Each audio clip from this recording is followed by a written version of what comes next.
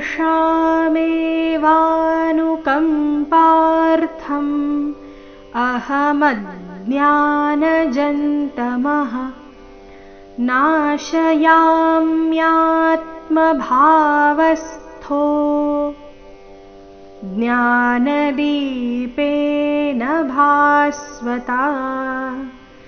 तेषामेवानुकम्पार्थम् तेषामेवा ಮೊದಲನೇ 4 ಅಕ್ಷರ ದೀರ್ಘ ತೇ ನಂತರ ಶ ಮೂರ್ಧನ್ಯ ಶ ಆಕಾರದೊಂದಿಗೆ ದೀರ್ಘ ತೇಷಾಮೇವಾ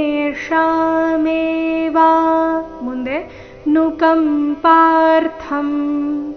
ನುಕಂಪಾರ್ಥಂ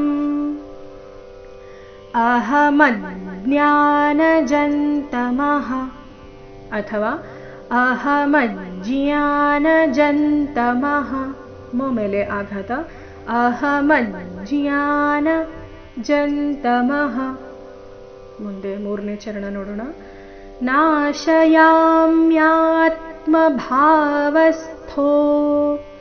ನಾಶಯಾಮ್ಯಾತ್ಮ ಯಾಮ್ಯಾತ್ಮ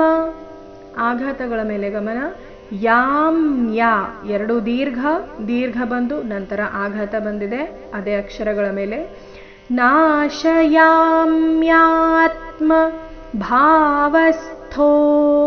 ಭಾ ಮಹಾಪ್ರಾಣ ದೀರ್ಘ ಇಲ್ಲಿ ಭಾವ ಬೇಡ ಭಾವ ಭಾ ಸ್ಪಷ್ಟವಾಗಿ ಕೇಳಿಸ್ಬೇಕು ಭಾवस्थೋ ವ ಮೇಲೆ ಆಘಾತ ಭಾवस्थೋ ಕೊನೆ ಚರಣ ಜ್ಞಾನದೀಪೇನ ಭಾಸ್ವತಾ ಜ್ಞಾನ ಅಥವಾ ಜ್ಞಾನದೀಪೇನ ಭಾಸ್ವತಾ ನೋಡೋಣ ಪೂರ್ತಿ ಶ್ಲೋಕ ಮೂಲಗೀತೆಯ ಪ್ರಕಾರ ಹೇಳಬೇಕಾದ್ರೆ ಮೊದಲನೇ 2ನೇ ಚರಣ ಯಾವ ರೀತಿ ಬರ್ತಾ ಇದೆ ಅದರ ಮೇಲೆ ಗಮನ ಕೊಡಿ ತೇಷಾಮೇವಾನುಕಂಪಾರ್ಥಮಹಮಜ್ಞಾನಜಂತಮಃ ನಾಶಯಾಮ್ಯಾತ್ಮಭಾवस्थो ज्ञानदीपेन भास्वता